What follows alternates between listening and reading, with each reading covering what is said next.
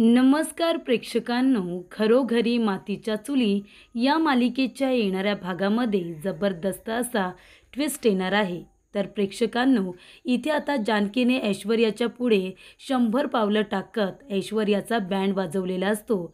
तर इथे जानकीने ऐश्वर्याच्या आधीच सुमित्रा आणि नाना यांना आता सारंग जिवंत असल्याची बातमी देत त्यांना सुद्धा आपल्या प्लॅनमध्ये सामील करून घेतलेलं असतं। त्यामुळे प्रेक्षकांनो, येणाऱ्या भागामध्ये इथे आता संपूर्ण रणदिवे एकत्र येत ऐश्वर्याला चांगलाच धडा शिकवणार आहेत।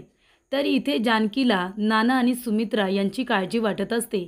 त्यामुळे इथे सुमित्राला आधीच ही गोष्ट सांगायला हवी, नाहीतर ती ऐश्वर्या त्याचं भांडवल करेल आणि मग आपल्याला आईंसाठी संपूर्ण सत्य सांगावं लागेल। त्याआधी इथे आपल्याला आईंनासुद्धा आपल्या प्लॅनमध्ये सामील करून घ्यायला हवंय असं जानकीने ठरवलेलं असतं। आणि प्रेक्षकांनो, इथे ऐश्वर्याला जानकी आणि सौमित्र यांच्या प्लॅनवरती संशय आलेला असतो। त्यामुळे इथे ऐश्वर्या आता या गोष्टीची शहानिशा करायला जाणार याच्या आधीच जानकीने संपूर्ण प्लॅन तयार ठेवलेला असतो आणि ऐश्वर्याचा प्लॅन उधळून लावलेला असतो। तर प्रेक्षकांनो, येणाऱ्या भागामध्ये कशा पद्धतीने जानकी ऐश्वर्याला पुरून उरते आपण सविस्तरपणे बघूया। तर प्रेक्षकांनो, आपण बघितलं इथे आता इन्स्पेक्टर साहेब आणि सौमित्र या दोघांनी मिळून छान ॲक्टिंग केलेली असते। इन्स्पेक्टर साहेबसुद्धा या केसमध्ये आता रणदिवे कुटुंबाला मदत करत असतात। इन्स्पेक्टर पवार म्हणत असतात की जर ऐश्वर्याचं सत्य आपल्याला सगळ्यांच्या समोर आणायचं असेल आणि जर हे नाटक करून आपल्याला लताबाईंचा ॲड्रेस मिळणार असेल आणि खरा गुन्हेगार कोण आहे ते जर कळणार असेल तर मी तुम्हाला मदत करायला तयार आहे, असे इन्स्पेक्टर पवार आता म्हणत असतात। त्यामुळे प्रेक्षकांनो, इथे ऋषिकेशने आधीच आपल्या प्लॅनिंगला सुरुवात केलेली असते। इथे आता ऐश्वर्याला एक अननोन नंबरवरून मेसेज केलेला असतो। त्याच्यामध्ये लिहिलेलं असतं की रणदिवेंची प्रॉपर्टी तुझ्याकडे आहे, तुझ्याकडे जर ती ठेवलीस तर तुझ्यासाठी धोक्याचं आहे। तेव्हा एक काम कर, त्या प्रॉपर्टीचं डील करायचं असेल तर लवकरात लवकर मला येऊन भेट, मी तुला ॲड्रेस पाठवेन, त्याच्यावरती मला येऊन भेट, असा मेसेज तिला करण्यात आलेला असतो। तेव्हा ऐश्वर्या म्हणते, कोण आहे माणूस ज्याला रणदिवेंच्या प्रॉपर्टीबद्दल माहिती आहे आणि त्याने मला का मेसेज केला असेल, असा ऐश्वर्याला प्रश्न पडलेला असतो। तर इथे ऐश्वर्या आता जाऊन सारंगची डेथ बॉडी बघून आलेली असते आणि तिचा विश्वासच बसलेला असतो, कदाचित सारंग खरोखर आता देवाघरी गेलाय असं ऐश्वर्याला वाटत असतं। तर इथे जानकी हे नाटक करते आणि त्यामुळे आपल्या कुटुंबियांना त्रास होतोय हे जेव्हा ती बघत असते तेव्हा जानकीला खूप जास्त वाईट वाटत असतं आणि म्हणूनच याच्यातून एक मार्ग काढला पाहिजे असं जानकीला वाटतं। त्यामुळे प्रेक्षकांनो, इथे आता इन्स्पेक्टर पवार आणि सौमित्र हे आता सारंगच्या मृत्यूची बातमी सगळ्यांना जेव्हा सांगतात तेव्हा ऐश्वर्याला खूप मोठा धक्का बसतो। पण इथे कुठेतरी ऐश्वर्याला वाटत असतं की हे सगळं खोटं आहे, हा डिफेक्टिव्ह पीस लगेच कसा काय निघून जाईल, नक्की गेला तरी कुठे होता मरायला, असं ती म्हणत असते। त्यामुळे प्रेक्षकांनो, सौमित्राने असं काही नाटक केलेलं असतं ज्यामुळे घरच्या लोकांना खरंच वाटतं की आता सारंग जिवंत नाही आहे आणि त्यानंतर ठरल्याप्रमाणे इन्स्पेक्टर पाटील सांगतात की आम्हाला मृत्यूदेह सापडलाय, तुम्ही येऊन शहानिशा करा।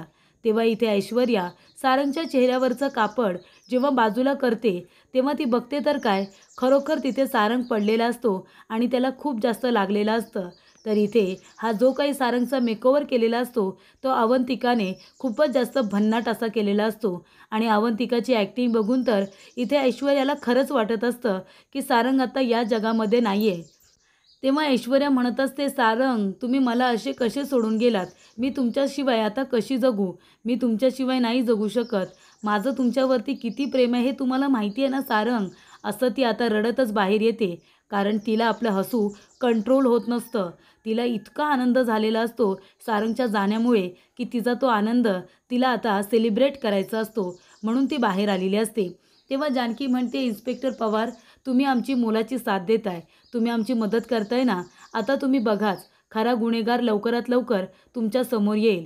मी खरंच काही केलेलं नाही आहे, जे काही केलं आहे ते ऐश्वर्याने केले, तुम्ही बघितलंत ना तिचं नाटक, आता बाहेर जाऊन नाचत असेल, तिला सारंग भाऊजींच्या जाण्याचं अजिबात दुःख झालं नसेल, उलट तिला कधी एकदा या नाटकातून बाहेर पडते ना असंच वाटत होतं। तेव्हा इथे ऐश्वर्या येते आणि म्हणत असते की बरं झालं तो डिफेक्टिव्ह पीस गेला, आता रणदिवेंची सगळी प्रॉपर्टी माझ्याकडे आली, आता मी वाटेल तसं करेन, संपूर्ण रणदिवेंना रस्त्यावरती काढेन। तेव्हा इथे सारंग म्हणत असतो, दादा आता काही करून आपल्याला ऐश्वर्याकडून सगळ्यात आधी ती प्रॉपर्टी मिळवायची आहे. तेव्हा ऋषिकेश म्हणतो, तू नको काळजी करू. तेव्हा जानकी म्हणते, ऋषिकेश यापुढे आता सगळं तुम्हाला सांभाळून घ्यायचं आहे. तेव्हा ऋषिकेश म्हणतो, हो जानकी, मी आता सगळं काही व्यवस्थित करेन, तुम्ही नका काळजी करू, माझ्यावरती विश्वास ठेवा. तेव्हा जानकी म्हणत असते, सारंग भाऊजी तुम्हाला कुणाचीही दृष्ट लागायला नको. आपण हे जे काही नाटक करतोय ना ते नाटकच असू दे. तुमच्यावरती कधीच असं संकट येऊ दे नको. तुम्हाला कुणाचीही दृष्ट लागायला नको, असं ती म्हणत असते आणि त्याला इथे काळा टिक्कासुद्धा लावते. तेव्हा इथे सारंग म्हणतो, वहिनी अगं तू आहेस ना माझ्याबरोबर, मला काहीसुद्धा होणार नाही आहे. पण त्या ऐश्वर्याला धडा मात्र चांगला शिकवायचा. तिने आपल्या सगळ्यांचा खूप मोठा विश्वासघात केला आहे. तेव्हा जानकी म्हणते, सारंग भाऊजी काळजी करू नका. तिने आपल्या रणदिवेंना जो काही त्रास दिला आहे ना तो व्याजासकट मी तिला आता परत करणार आहे. त्यानंतर प्रेक्षकांनो इथे आता ऐश्वर्या खूप खुश होते. तेव्हा ती म्हणत असते की रणदिवेंची सगळी प्रॉपर्टी आता माझ्या एकटीची. तेव्हा ऋषिकेश तिथे येतो आणि म्हणतो, काय आनंद झालाय का? नाचत होतीस ना? माझा भाऊ गेला तर? माझा भाऊ जरी गेला असला ना तरीसुद्धा आम्ही रणदिवे आहोत हे तू विसरू नकोस. आणि तुला काय वाटलं ग, आमची सगळी प्रॉपर्टी तू तुझ्या नावावरती करशील आणि मला त्यातलं काहीच कळणार नाही का? तुला माहिती आहे का, सारंगने जीव सोडायच्या आधी मला सांगितलं होतं की ऐश्वर्याने सगळी प्रॉपर्टी स्वतःच्या नावाने केली. बरोबर ना? आमची प्रॉपर्टी हवी आहे तुला. स्वतःची प्रॉपर्टी असताना आमची प्रॉपर्टी घशात घालायची आहे का? एक गोष्ट लक्षात ठेव ऐश्वर्या, सुईच्या टोकावरती जेवढी धूळ असते ना तेवढीसुद्धा प्रॉपर्टी मी तुझ्या नावावरती होऊ देणार नाही. तेवढीसुद्धा प्रॉपर्टी मी तुला मिळू देणार नाही. मग त्यासाठी मला कितीही प्रयत्न करावे लागू दे, मी करेन. माझा भाव गेला तर नाचत होतीस ना? माझा भाऊ तुझ्यामुळे गेलाय. तू मारलेस त्याला, तू त्याची हत्या केली आहेस आणि हे मी लवकरात लवकर सिद्ध करेन की तुझ्यामुळेच माझ्या सारंगचा जीव गेलाय. आणि हे काय झाले ना नेमकं हे मला माहिती आहे. प्रॉपर्टी तुझ्या नावावरती केली आहेस हे सत्य त्याला समजलं म्हणून त्याचा काटा काढलास ना? तेव्हा इथे आता ऐश्वर्यालाच तिच्याच प्लॅनमध्ये ऋषिकेशने चांगलं अडकवलेलं असतं. तिला आनंदसुद्धा सेलिब्रेट करू देत नाही. तेव्हा इथे जानकी म्हणत असते की सारंग भाऊजी आपण जे नाटक करतोय ना ते आई आणि नानांना सांगायला हवं. त्यांनासुद्धा या प्लॅनमध्ये सहभागी करायला हवं. नाहीतर ही ऐश्वर्या काय करेल माहिती आहे का? आईंना जाऊन सांगेल की तुम्ही आता या जगात नाही आहात आणि मग आईंना कदाचित तिसरा हार्ट अटॅक येऊ शकतो. आधीच त्यांना 2 हार्ट अटॅक आलेत, त्यामुळे तिसरा हार्ट अटॅक आला तर आपण तो पचवू शकणार नाही. त्याआधी आपल्याला तुमची आणि आईची भेट घडवून द्यायला हवी. काय वाटतं तुम्हाला? तेव्हा सारंग म्हणतो, ठीक आहे, मी आईची माफी मागेन आणि तिला सांगेन की हे सगळं नाटक मी करतोय ऐश्वर्याचं कारस्थान सगळ्यांच्या समोर यावं म्हणून. तेव्हा आता त्यांच्याकडून आपल्याला सगळे पुरावे मिळवायचे आहेत म्हणून आपण हे नाटक करतोय हे आईला लवकरात लवकर कळायला हवं. तेव्हा जानकी म्हणते की आई मंदिरात गेल्यात, ऐश्वर्या आता इथून डिरेक्टली घरी जाईल. तेव्हा आपण एक काम करूया, आईंना मंदिरामध्ये भेटायला जाऊया आणि तिथे तुम्ही आईंना स्वतःच्या तोंडून सांगा, म्हणजे आई तुमच्या बोलण्यावरती विश्वास ठेवतील. मग इथे ऐश्वर्या जेव्हा आईंना सांगेल ना तुमच्या जाण्याचं सत्य, तेव्हा आईंना खूप मोठा धक्का बसणार नाही. तेव्हा इथे सारंग म्हणतो, ठीक आहे आपण तसंच करूया. तेव्हा ऐश्वर्या घरी गेल्याची खात्री केल्यानंतर इथे आता जानकी आणि ऋषिकेश दोघेजण सारंगला आता मंदिरामध्ये घेऊन जातात. कारण सुमित्रा सारंगसाठी प्रार्थना करायला तिथेच आलेली असते. तेव्हा इथे सारंगला लपून छपून कसं बसं मंदिरापर्यंत घेऊन जातात आणि तेव्हा इथे सारंग आपल्या आईला भेटतो. आणि सारंगला जिवंत बघितल्यानंतर सुमित्राला खूपच जास्त आनंद होतो. तेव्हा इथे सुमित्रा म्हणते, काय गं जानकी हे सगळं काय आहे? तेव्हा इथे जानकी म्हणत असते, आई सारंग भाऊजी जे काही बोलतायत ते लक्ष देऊन ऐका. तेव्हा सारंग म्हणतो, आई माझा काही अपघात वगैरे झालेला नाही आहे. आई ऐश्वर्याने मला फसवलं गं आणि आता माझे डोळे उघडलेत. ऐश्वर्या प्रेग्नेंट नाही आहे ग आई, ती खोटं बोलले आपल्याजवळ. तिने आपली रणदिवेंची सगळी प्रॉपर्टी आहे ना स्वतःच्या एकटीच्या नावावरती केली आणि तुला माहिती आहे का ती आपलं कुटुंब उद्ध्वस्त करायला निघाली.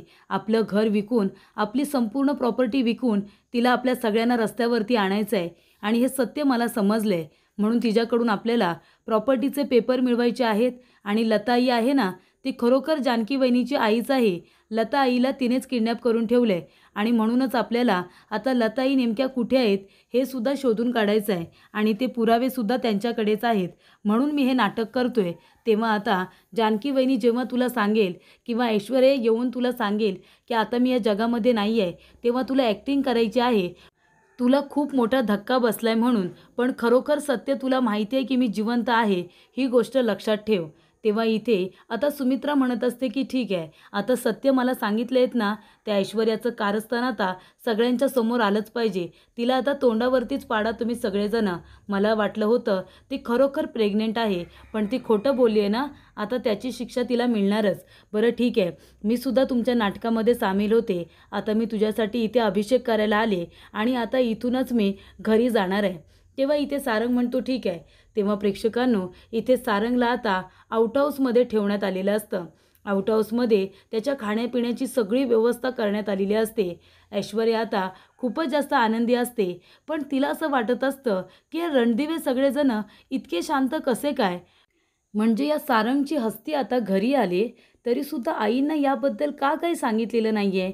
म्हणजे हे सगळे रणदिवे मिळून काही नाटक तर करत नाही आहेत ना माझ्या विरोधात? तेव्हा इथे सारंगची हस्ती आलेली असते. त्याच्या फोटोला हार वगैरे घातलेला असतो. पण अजून नाना आणि इथे सुमित्राला काहीही सांगितलेलं नसतं. सगळेजण हॉस्पिटलमधून घरी आलेले असतात. त्याच्यावरती अंत्यसंस्कार झालेले असतात. तेव्हा इथे ऐश्वर्या म्हणते की यांनी आईला अजून काही सांगितलेलं नाही आहे. याचा अर्थ काय होतो? हे सगळेजण मिळून काही नाटक तर करत नाही ना?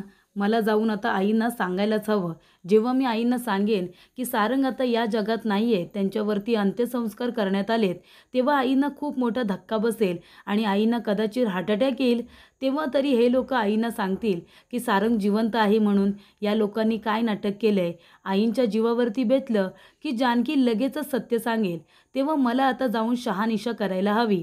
तेव्हा इथे ऐश्वर्या हॉस्पिटलमध्ये आलेली असते आणि ती आता चेक करत असते की नक्की काय चाललंय. जेव्हा इथे आता सारंगवरती अंत्यसंस्कार झाले असतील, तेव्हा त्याची काही नोंद वगैरे तर हॉस्पिटलमध्ये केलेलीच असेल. तेव्हा प्रेक्षकांनो, इथे आता जानकी ऐश्वर्याच्या 10 पावलं पुढेच असते. तिने रीतसर म्हणजे जणू काही खरोखरचा मृत्यूदेह ज्या पद्धतीने आपण हॉस्पिटलमध्ये काढतो, त्याच्यावरती अंत्यसंस्कार करतो आणि इथे हॉस्पिटलमध्ये रजिस्टरला जशी नोंद वगैरे करून ठेवलेली असते, तशी इथे सारंगच्या नावाची नोंद वगैरे करून ठेवलेली असते. तेव्हा इथे ऐश्वर्या जेव्हा हॉस्पिटलमध्ये जाते, तेव्हा तिला कळतं की सारंगवरती खरोखर अंत्यसंस्कार झालेत. इथे आता मृत्यूदेहांच्या नावामध्ये सारंगचं सुद्धा नाव ॲड असतं. तेव्हा ऐश्वर्या शहानिशा करते, तर खरोखर इथे अंत्यसंस्कार झालेले आहेत आणि त्याचबरोबर ते नाव सारंगचंच आहे हे सुद्धा ती कन्फर्म करते. समोर ऋषिकेशची नाव असते. डेथ बॉडी ताब्यात घेतल्यानंतर तिथे कुठल्या तरी नातेवाईकांनी सही करायची असते. ती मोठा भाऊ म्हणून ऋषिकेशने सही केलेली असते. त्यामुळे प्रेक्षकांनो, आता इथे ऐश्वर्याला कळलेलं असतं की सारंग खरोखर तर जिवंत नाही आहे. मग एवढी मोठी बातमी सुमित्राला का नाही सांगितली? जाऊ दे, तरीसुद्धा या लोकांवरती माझा विश्वास नाही आहे. तेव्हा ऐश्वर्या मंदिरामध्ये जाते आणि म्हणत असते, आई काय करताय तुम्ही? तेव्हा इथे आता सुमित्रा म्हणत असते, अगं मी म्हणाले होते ना, सारंगच्या नावाने साकडं घातलंय आणि अभिषेकसुद्धा करते. सारंग सापडला पाहिजे गं. तेव्हा ऐश्वर्या म्हणते, आई सारंग सापडले, त्यांच्यावरती अंत्यसंस्कारसुद्धा झाले. आपले सारंग जिवंत नाही आहे ताई. असं म्हणाल्यानंतर सुमित्राला आता खूप मोठा धक्का बसतो आणि सुमित्रासुद्धा प्रेक्षकांनो अशी ॲक्टिंग करते ना, कारण तिला इथे आता जानकीने, सारंगने, ऋषिकेशने सगळं काही समजावून सांगितलेलं असतं. तेव्हा नाना आणि सुमित्रा अशी ॲक्टिंग करतात जणू काही आता सुमित्राला खूप मोठा धक्काच बसलाय. तेव्हा इथे प्रेक्षकांनो, सुमित्रा म्हणत असते, माझा सारंग कुठे, माझा सारंग? तेव्हा ऐश्वर्या म्हणते, अहो तुम्हाला सांगितलं नाही ना, त्या जानकीने नसेल सांगितलं, त्यांच्यावरती अंत्यसंस्कारसुद्धा झाले. तेव्हा सुमित्रा म्हणते, हो का? आणि मग इथे सुमित्रा अशी काय ॲक्टिंग करते की तिला इथे आता हार्ट अटॅकच जणू काही आलाय अशी ॲक्टिंग करते. तेव्हा इथे ऐश्वर्या खूपच जास्त घाबरते.